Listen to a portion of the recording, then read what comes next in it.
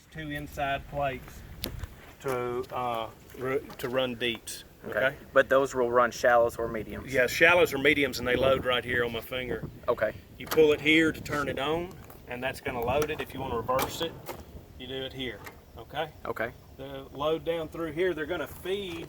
Now with the shallows and mediums, they load on the lower part. No, they all load They still right load here. up here. Every frame, shallow, medium, deep, it's all going to load up here, and they're going to ride down. Right. Okay. All right. They're going to feed through here. If you want to adjust this to deeps, you're going to have to adjust these arms. Okay. These are the push arms. This actually pushes the frames.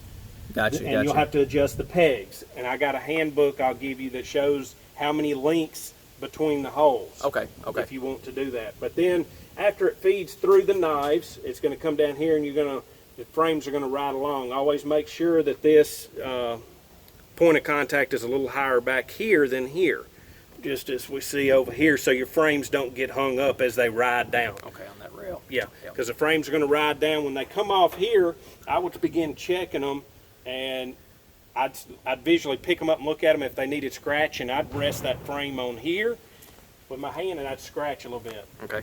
Then we would run on down here. Gus would be over there, and he'd be stacking the frames, and I would have my extractor, say, positioned right here. Okay. So we're going to imaginary having an extractor right here. Okay. The cappings are going to drain through this tube down here in the bottom. Yep. Okay. And they're going to free flow into this first baffle. Okay. Okay, so the honey's draining into the first baffle. This is a water jacketed baffle, and you fill it up right here. Okay. I filled it up about 2 inches from the bottom, because once you get honey in it, it's going to expand. This tank's going to. Oh, okay. So And don't actually fill it. push Yeah, that you water don't up a want little this bit. honey bubbling over into your, your Water honey. going into the honey. Yeah. So Yeah. give you a couple of inches here for expansion. Okay. Okay. And you said you don't use that front exit hole out there. You just No. leave that capped. Yeah, and the way I was set up, it was capped off. Okay. All right. So then my extractor was sitting here, and I'd have it draining into that first baffle. Okay. Just gravity fed. And then once we get into here, you got two baffles. And of course, I'm going to leave the way they're inserted in one. Yeah, that silicone goes away from the It'll go either way. pump. Oh, okay. But okay. you need to pay attention to this. Oh, okay, And it's to in the this part. handbook. It Okay. looks backwards, but that's the way it runs. Okay. The honey will actually come up through here and then dump over. So, Bless you. Dina, come here. so this is going to catch your wax back here. Okay, this chamber Stay. is going to have about 2 or 3 inches of wax. So then at the end of the day, I would take my hands or a tool, basically like a Stay. scoop, and scoop out the wax and put it right back in here. Okay. Okay. Back into the tank. So it can just drain. to, yeah, gotcha, Okay. gotcha. This chamber here will have just a little bit more wax, maybe an inch. And then by the time it gets downstream, it shouldn't have very little, if any. Okay? Okay. And then the honey is going to be pumped out through the bottom. That drain hole is going to be pulled through the pump by this float actuator. When this tank fills up, it cuts on. And there's an adjustment screw over here. It's set correctly, but you can take an Allen wrench and put it in there if you want to adjust this to cut on quicker Okay. or not. That's where it's adjusted, okay? Okay. You pay attention to how this is plugged in. It'll be important. The pump, the Walter T. Kelly pump, actually goes into this to kick it on and off, Gotcha. okay? And then we got to have power for this, so it goes directly into this outlet I made. Okay. This bottom outlet is the heater block for the For the water jacket. for the water jacket tank. Okay. I would run that on about 150 degrees because you're running the honey quickly, so through it put a little heat to it. In wintertime, Yep. I might, if it was getting Octoberish cool nights, Uh-huh. I'd run a 180 Okay. just to get it to pump quicker. Okay. And be sure and turn that down to 100 if you're going to leave it overnight so you don't burn your honey. Gotcha. Okay, so now we're going through. The pump's kicked on imaginary. Yep. Pay attention to how these fittings line up, okay? Down here, this fitting and these fittings are included, but thread to thread, and there's a clear pipe with pipe rings, so then the honey's flowing this way. Right, right. then it's coming through here going up, okay? Okay. And then you got two directions you can pump off of this side or this side. Never shut both of these valves at the same time with that pump running or it'll blow it. Gotcha. Okay? And I would run 5-gallon paint strainers tied around this fitting back behind this nozzle. So I'd actually turn this nozzle on and off through the bag. And that gave me a Gotcha. Okay. product that was ready to bottle without further straining. Okay? And the support mechanism for this is going to fit here like this over my hand, and it's in the bag included.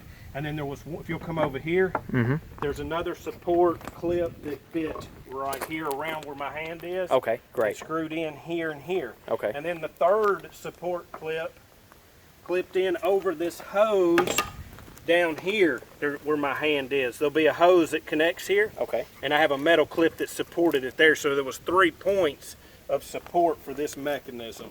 Okay. Okay?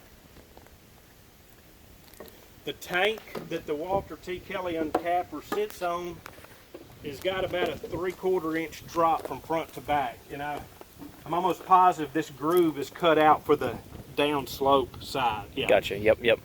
So that's downhill. So if you before you permanently set up, I would measure this and measure that just to make sure. We'll go over here to this is the power cord that's going to plug in to give power to everything downstream. Okay. Which also you're going to have a 110 coming off of the uncapper. You'll need to supply an extension cord to get to this point. Okay. Okay. And then I would have, this is your steam generator. I'd run it max at 250 temp. It'll take about 45 minutes maybe to heat up on a normal day. And it'll send pressure out here, this fitting, plummet into the knives on the uncapper. And that's going to supply you with steam. Okay, you can, on the steam or the exit, you can plumb it back into one of these fittings, or you can just let it free flow. I let it free flow, but you'll also notice that this weighted pressure relief valve will produce steam as well. Okay. During your process of extraction, don't let your water run dry here. When it gets down to about 1/4 of the way, I would take the water hose and fill it up here at the top with a mitten on my hand. Sure. This is 220 cord. I'm sure it can be 110, but I feel like 220 would give you more power. But you can run the knives without steam. The steam does make it more efficient, but it can be run without them. Okay. that's And you it. said normally, whenever you ran them without steam was when it was like basically over 90 degrees, something like Yeah, that. when it was hot, it didn't really much help. I'd say it did maybe help with keeping the knives clean. Okay. The Okay. steam did. Yeah. But once you get into late September, October, yeah, this is going to be a lifesaver. And I might run a kerosene heater in mine overnight Yeah, to keep just the get the- temp up in that extraction room. Okay. It'll help you when you're spinning. It doesn't affect the uncapping process, but and then this little bar on the uncapper, everything's already preset and adjusted. But if you're running or you're cycling a fat cone, you can adjust it like this, Okay. and that'll allow you just a little more gap so it doesn't shave off as much cone. Okay. But I ran it 99% of the time down, and you're good to go. Awesome. These, I never adjusted these. It came all preset. Okay. The That was instructions are all in there if you needed to adjust anything, but that's the tension for the. I have no idea. Yeah. It ran, and I called Cowan, and they said, dude, they walked me through making sure I was fine-tuned for my setup. Right. And it's run fine since. I hadn't had to adjust it, and I've run it 8-9 years. Okay. I've been in bees maybe 13 years, but not fully with this system. Sure. I had to work my way up. Yeah, absolutely. That's what we're trying to do. So, and it's just, if you decide you want to take this off for any reason, there's 4 bolts, 1, 2, and you just reach here on the inside and you can unscrew those. Okay. Excellent. I think it's going to be a good setup. All right.